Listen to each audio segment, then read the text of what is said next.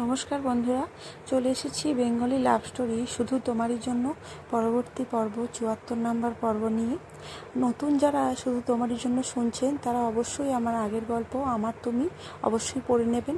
এটা আমার তুমির পার্ট 2 গল্পটা, ওটা না পড়লে এটা অবশ্যই বুঝতে পারবেন না। আর অবশ্যই গল্পগুলো আপনারা যারা শুনছেন অবশ্যই পুরোটা শুনুন। আপনারা পুরোটা শুনছেন না, হয়তো বুঝতে অসুবিধা হবে গল্পটা।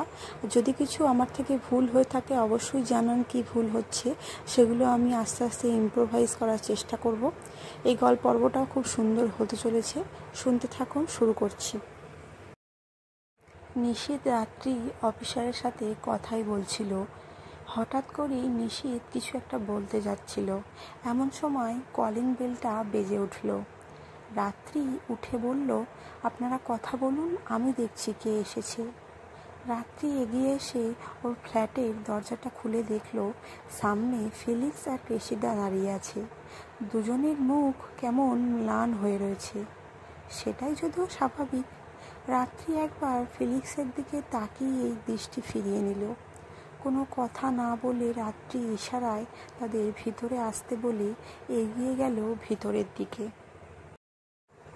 সুসজ্জিত লিভিং রুমটায় এই মুহূর্তে বিরাজ করছে এক অদ্ভুত নিস্তব্ধতা।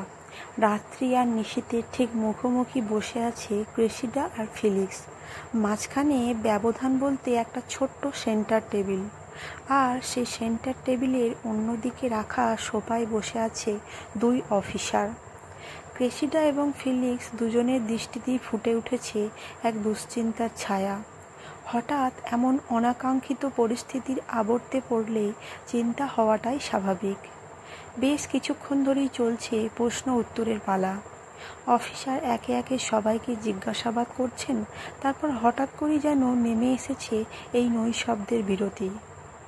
কিছু মুহূর্ত পর অদ্ভুত এই নিস্তব্ধতা ভেঙে অফিসার বলে উঠলেন, দেখুন, আমার আপনাদের কাছে যা জানার ছিল সেটা জেনে নিয়েছি। এই মুহূর্তে প্রধান প্রশ্ন হলো এই ড্রাগসের বটল আর সিরিঞ্জগুলো। ফটোগ্রাফে স্পষ্ট দেখা যাচ্ছে, কিন্তু ওগুলো পার্টিতে পাওয়া যায়নি, কোনো ওয়েস্টবিনে পর্যন্ত নেই। এক্ষেত্রে তো মনে হয় আপনারাই ওগুলো কোথাও না কোথাও হয় সরিয়ে রেখেছেন, নয়তো ডিস্ট্রয় করে ফেলেছেন। কিন্তু আপনারা তিনজনেই বলছেন আপনাদের কারোর কিছুই মনে নেই। আপনাদের কথা অনুযায়ী আপনাদের লাস্ট মেমোরি পার্টিতে ড্রিঙ্ক করা পর্যন্তই, তারপরে আপনাদের সব কিছু ব্ল্যাঙ্ক। এখন সেটা কতটা সত্যি সেটা নিয়েও কিন্তু ডাউট আছে। অফিসার এতদূর বলে থামলেন। ঘরে আবার নেমে এলো নিস্তব্ধতা। উপস্থিত প্রত্যেকের অন্তরেই ক্রমশ চড়ছে দুশ্চিন্তার পারদ। নিশীথ বর্তমানে নীরব। ফেলিক্স এবং ক্রেসিডা আসার পর একটা কথাও সে বলেনি। একটু বিরতি নিয়ে অফিসার এবার ফেলিক্সকে উদ্দেশ্য করে বলতে শুরু করলো, দেখুন মিস্টার ফেলিক্স থমসন, আমরা আপনার ড্রাইভারকে জিজ্ঞাসাবাদ করেছি। তার বয়ান অনুযায়ী আপনি এবং মিস রাত্রি নিজেরাই এসেছিলেন পার্কিং এরিয়ায়। তারপর আপনি তাকে কিছুক্ষণের জন্য অন্য কোথাও যাওয়ার নির্দেশ দেন, আর তার প্রায় আধ ঘন্টা পরে আবার তাকে ডাকেন এবং আপনার অ্যাপার্টমেন্টে যেতে নির্দেশ দেন। সে আপনাকে এবং মিস রাত্রিকে আপনার অ্যাপার্টমেন্টে পৌঁছে দিয়ে তার বাড়ি চলে যায়। ফেলিক্স এটা শুনে যেন স্তম্ভিত হয়ে গেল। তার গলায় ফুটে উঠল অবিশ্বাসী বিস্মিত সুর। হোয়াট? অফিসার, এসব কি বলছেন আপনি? আমার তো সত্যি এসব কিচ্ছু মনে নেই। আমি রাত্রিকে নিয়ে কেন নিজের ফ্ল্যাটে যাব? ফেলিক্স একবার রাত্রির দিকে তাকালো। রাত্রির দৃষ্টিও তখন ফেলিক্সের দিকেই। তার চোখের তারায় ফুটে উঠেছে এক অবিশ্বাসী সন্দেহান দৃষ্টি। ফেলিক্স কিছুক্ষণ রাত্রির দিকে তাকিয়ে থেকে আবার অফিসারকে উদ্দেশ্য করে বলল, অফিসার, আমি সত্যি বলছি, আমার এই সব কিছুর কোনোটাই মনে নেই। আর আমি বিশ্বাস করি না যে আমি নিজে থেকে রাত্রিকে আমার ফ্ল্যাটে নিয়ে গিয়েছি। দেখুন মিস্টার থমসন, এটা আমার কথা নয়, আপনার ড্রাইভারের কথা। আর আপনি কেন এটা করছেন বা এতে আপনার কী লাভ সেটা আপনার পার্সোনাল ব্যাপার। আমাদের আপাতত আপনাদের পার্সোনাল লাইফ নিয়ে ইন্টারেস্ট নেই। আমরা ড্রাগসের ব্যাপারটা তদন্ত করতে চাই, আর সেই সূত্রেই যেটুকু জিজ্ঞাসাবাদ করার আমরা করছি। আর সেই জিজ্ঞাসাবাদ থেকে যে তথ্য উঠে এসেছে আমি আপনাদের সেটাই বললাম। আর তাছাড়াও আপনাদের যে ফটোগ্রাফসগুলো মিডিয়ায় দেখানো হচ্ছে সেগুলো দেখেও মনে হয় আপনার ড্রাইভার তো ঠিকই বলেছে। তবে আমার শুধু একজনের বয়ানের ওপর ভিত্তি করে কোনো ডিসিশান নেই না। আমরা সিসিটিভি ফুটেজ চেক করেছি, কিন্তু সেখানে একটা প্রবলেম হয়েছে। মিস্টার হ্যাডসনের গোটা বাংলোর সিসিটিভি ক্যামেরাগুলো 2 দিন থেকে ডিস্টার্ব করছে, তাই ফুটেজ একেবারেই ক্লিয়ার নয়। যেটুকু বোঝা গেছে আর তাতে যা দেখা যাচ্ছে তার মধ্যে আর ভাইরাল হওয়া ফটোগ্রাফসগুলোর মধ্যে কোনো পার্থক্য নেই। তবে মিস্টার থমসন, আপনার অ্যাপার্টমেন্টের ফুটেজ কিন্তু ক্লিয়ার দেখা যাচ্ছে। আপনারা দুজন একসাথে বিল্ডিংয়ে প্রবেশ করছেন। আপনার ফ্ল্যাটে প্রবেশ করার পর্যন্ত ফুটেজ রয়েছে। ফিলিক্স তো আর কিছু বলার মতো খুঁজে পেল না, বা বলা আর ভাষার যেন স্তব্ধ হয়ে গেল। রাত্রি আর ক্রেসিডাও মৌন, তাদের মুখেও কোনো কথা নেই। অফিসার এবার ক্রেসিডাকে লক্ষ্য করে বললেন, মিস ক্রেসিডা, আপনিও তো বলছেন আপনার কিছু মনে নেই। ক্রেসিডা একটু ভীত সুরে উত্তর দিল, ইয়েস অফিসার, আমারও লাস্ট ওই ড্রিঙ্ক করার কথাটাই মনে আছে। পরে তো জানতে পেরেছি আমাকে পার্টিতে উপস্থিত কেউ একজন আমার কার পর্যন্ত পৌঁছে দিয়েছিল, আর আমার ড্রাইভার আমাকে আমার ফ্ল্যাটে পৌঁছে দিয়েছিল। হ্যাঁ, আপনার ড্রাইভারও সেই কথাই বলেছে। ঠিক আছে, আমাদের আপাতত আর কোনো প্রশ্ন করার নেই, কিন্তু আপনাদের 3 জনের ফ্ল্যাটই আমরা সার্চ করব। বুঝতেই পারছেন, আশা করি আপনার সহযোগিতা করবেন। আমাদের কাছে সার্চ ওয়ারেন্ট রয়েছে, আপনারা দেখতে চাইলে দেখতে পারেন। রাত্রি এতক্ষণ কোনো কথা বলেনি, শুধু তাকে কোনো প্রশ্ন করলে তার উত্তরটুকু দিয়েছে মাত্র, তাও খুব কমই।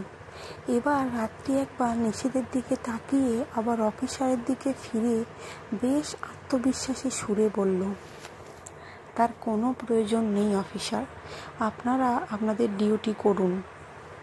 থ্যাংক ইউ মিস রাত্রি, আমরা এখনই আপনার ফ্ল্যাটটা সার্চ করে নেব। আর মিস্টার থমসন এবং মিস ক্রেসিডা, আমি আপনার টিমকে ইনফর্ম করে দিচ্ছি, আপনারা 2টো টিম আধ ঘন্টার মধ্যে আমাদের ফ্ল্যাটে পৌঁছে যাবে আপনাদের। তবে একটা কথা, আমাদের টিম পৌঁছানোর আগে কিন্তু আপনারা ফ্ল্যাটে ঢুকতে পারবেন না। আর হ্যাঁ, আপনাদের 3 জনেরই কিছু টেস্ট করানো হবে। চিন্তার কোনো কারণ নেই, আপনাদের দিকটাও বুঝি। আপনাদেরও একটা ইমেজ রয়েছে, যেটার মর্যাদাও আমরা জানি। আপনাদের 3 জনের বাড়িতেই আমাদের টিম কালকে পৌঁছে যাবে। আমরা আশা করছি আপনারা পুরো সহযোগিতা করবেন। 3 জনেই কোনো কথা না বলে নীরবে সম্মতি জানালো।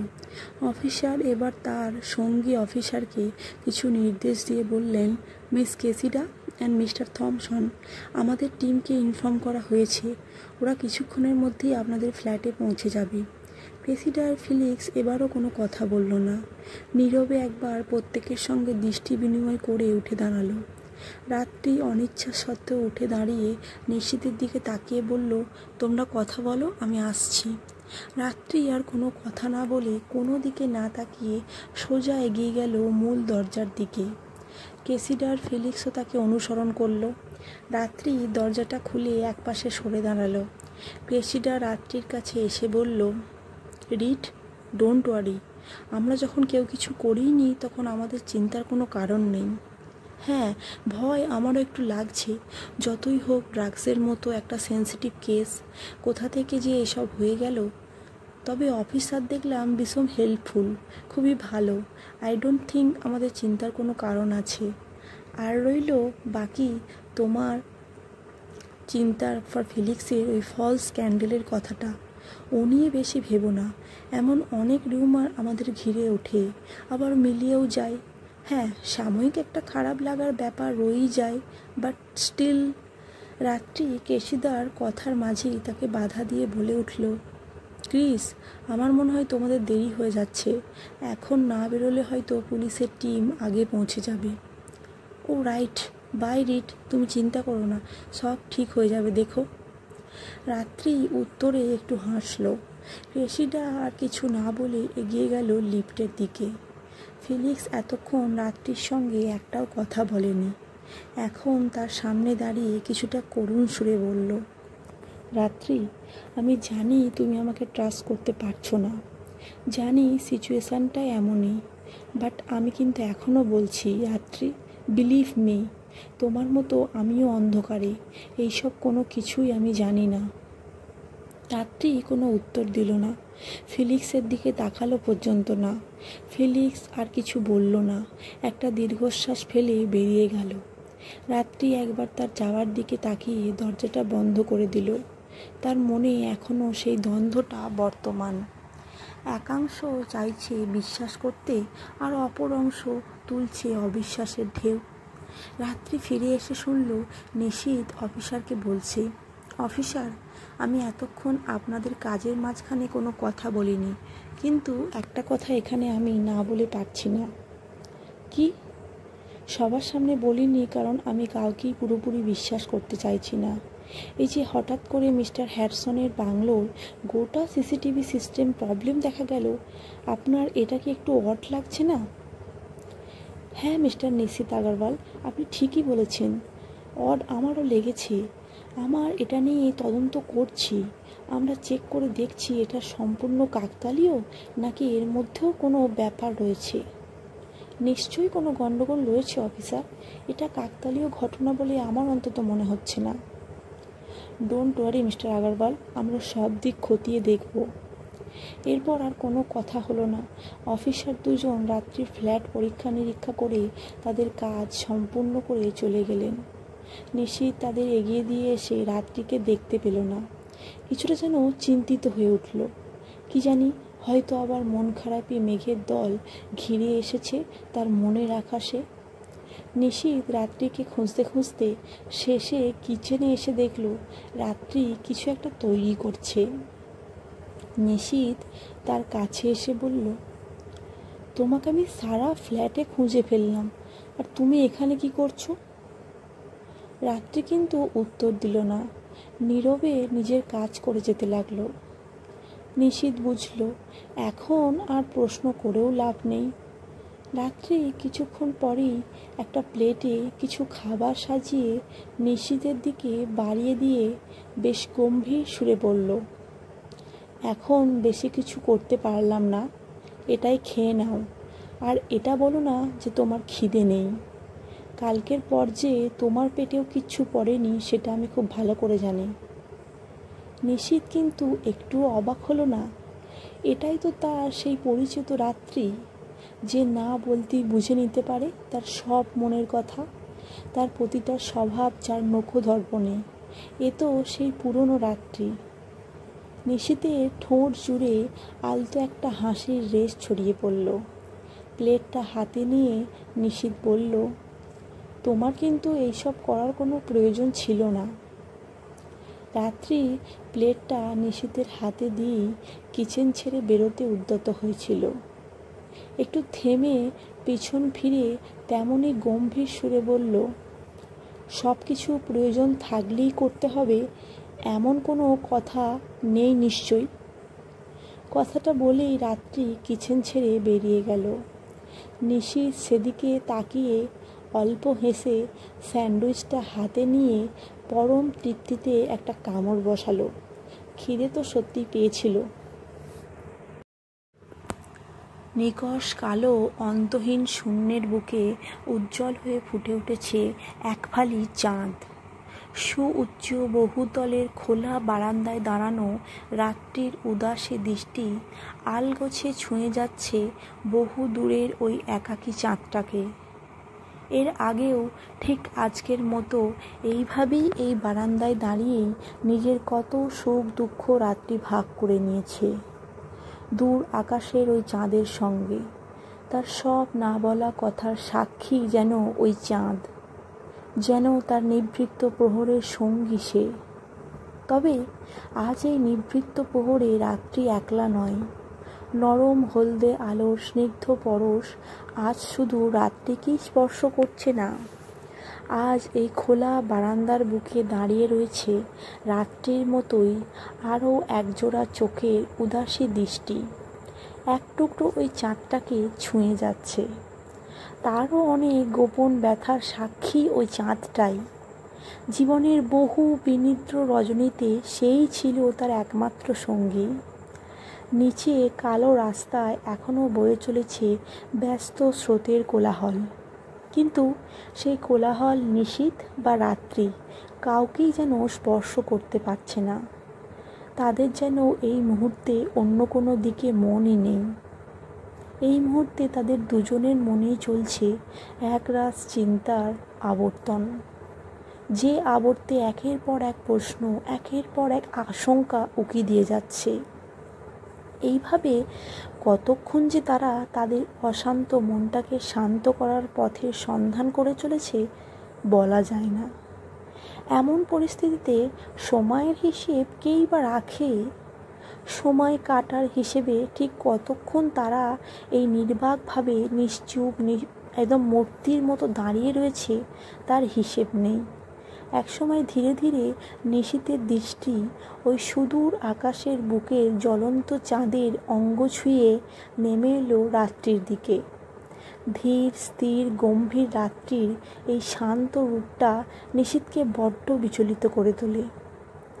পরিস্থিতির আবর্তে সেই উজ্জ্বল খরস্রোতা নদীর মতো প্রাণোচ্ছল রাত্রি কোথায় যেন হারিয়ে গেছে।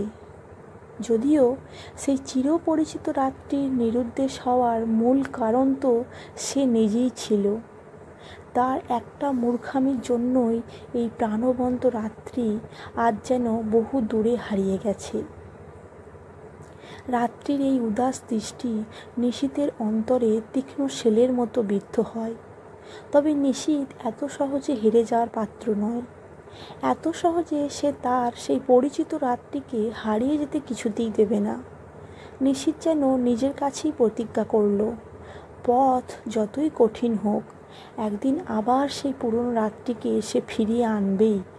কিন্তু তার আগে এই মিথ্যে ষড়যন্ত্রের জালটাকে ছিন্ন করা প্রয়োজন। পুলিশ তো তার কাজ করবেই, কিন্তু তাকেও তার কাজটুকু করতে হবে। এখনও কিছু কাজ তার বাকি আছে, আর সেটা যত তাড়াতাড়ি সম্ভব তাকে করতে হবে। নিশীথ কিছুক্ষণ অপলক নেত্রে রাত্রির দিকে তাকিয়ে থাকার পর একসময় শান্ত কণ্ঠে বলল, রাত্রি। রাত্রি তার দৃষ্টি ফেরালো না। তার উদাসী দৃষ্টি এখনও সেই চাঁদের দিকেই।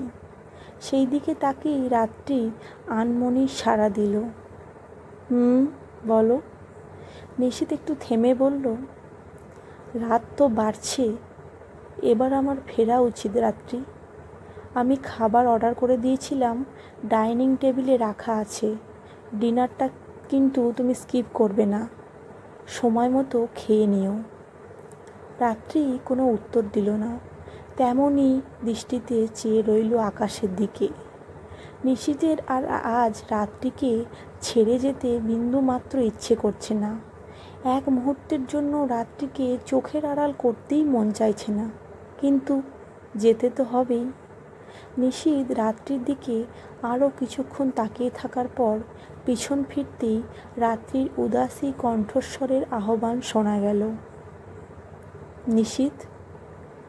নিশীথ এই আহ্বান উপেক্ষা করতে পারল না। কেনই বা করবে? তার অগ্রসর হওয়া পদক্ষেপ আবারও ফিরে এলো।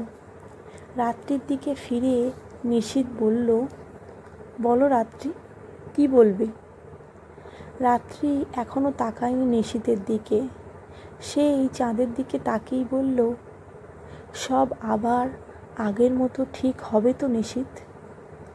রাত্রির কথায় যেন ঝরে পড়ল আকুলতা। একটা সুপ্ত আশঙ্কার সুর যেন বেজে উঠল অজান্তেই। নিশীথ একটু এগিয়ে এসে রাত্রির দিকে দুটো হাতে আলতো ছোঁয়ায় রাত্রিকে নিজের দিকে ফেরালো।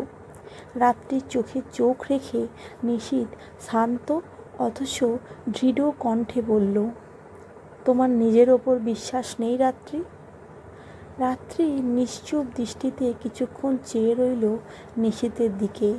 তারপর ধীরে ধীরে বুঝে এলো তার আঁখি দুটি। শূন্য চোখের কোলে জমে ওঠা নোনা বাষ্পগুলো যেন টুপটাপ ছন্দে ঝরে পড়ল। নিশীথ কিন্তু সেই উষ্ণ জলকণাগুলো মুছে দিল না, বরং রাত্রির দুই বাহু আরও কিছুটা শক্ত করে ধরে এগিয়ে এলো তার আরও কাছে। সেই একই সুরে বলল, রাত্রি, তাকাও আমার দিকে। নিশীথ একভাবে রাত্রির চোখে চোখ রেখে বলে উঠল, এইভাবে ভেঙে পড়বে তুমি? বিনা অপরাধে? তুমি তো কোনো অন্যায় করনি, তাহলে কেন নিজের ওপর বিশ্বাস করতে পারছো না তুমি? আমি তো চেষ্টা করছি। অফিসার কি বলে গেলেন শোনোননি? ওনারাও সত্যিটা খুঁজে বের করার জন্য যা যা করণীয় সব করবেন, কিন্তু সেসব তো পরের কথা। আমার ওপর বা অন্য কারোর ওপর বিশ্বাস করার আগে তোমাকে তো নিজের ওপর বিশ্বাস করতে হবে রাত্রি। আমি আছি তোমার পাশে, আর জীবনের শেষ মুহূর্ত পর্যন্ত থাকবো, কিন্তু তোমাকে নিজের ওপর ভরসা রাখতে হবে, নিজেকে বিশ্বাস করতে হবে। একবার যদি নিজের ওপর বিশ্বাস হারাও রাত্রি, তাহলে জীবনের কোনো যুদ্ধ তুমি জিততে পারবে না। নিজের ওপর বিশ্বাস হারিও না রাত্রি। তুমি কোনো অন্যায় করোনি। নিজেকে এইভাবে দুর্বল হতে না দিয়ে নিজেকে আরও স্ট্রং করো। এখনও অনেক কিছু করতে বাকি আছে, সত্যিটা সবার সামনে আসতে বাকি আছে। যে বা যারা এইভাবে বিনা অপরাধে অকারণে মিথ্যে অপবাদের জালে তোমাকে জড়িয়েছে, তাদের প্রাপ্য শাস্তিটা তাদের না দিয়েই তুমি ভেঙে পড়ছো। তুমি তো এত দুর্বল ছিলে না, তবে আজ কেন? নো রাত্রি, ইউ কান্ট। তুমি এইভাবে দুর্বল হতে পারো না। রাত্রি নির্বাক দৃষ্টিতে নিশ্চলভাবে নিশীথের কথাগুলো শুনে যাচ্ছিল। আজকের পর্বটা এখানেই শেষ করছি। আগামীতে অনেক ধামাকা পর্ব আসতে চলেছে এবং মাঝে মাঝে কিছু সুন্দর মিষ্টি শান্ত প্রেমময় মুহূর্ত আসতে চলেছে। নিশীথ রাত্রির এই নিষ্কাম প্রেমের একটা অন্যরকম কাহিনীও শুনতে আসতে চলেছে। শুনতে থাকুন। এরম ভালোবাসা খুব কমই দেখা যায়। আস্তে আস্তে সবই জানতে পারবেন। শুনতে হলে অবশ্যই চ্যানেলটি সাবস্ক্রাইব করবেন, লাইক করতে ভুলবেন না, কমেন্ট করে জানান কার কেমন লাগছে। পরবর্তী পর্ব নিয়ে খুব তাড়াতাড়ি ফিরছি। ধন্যবাদ।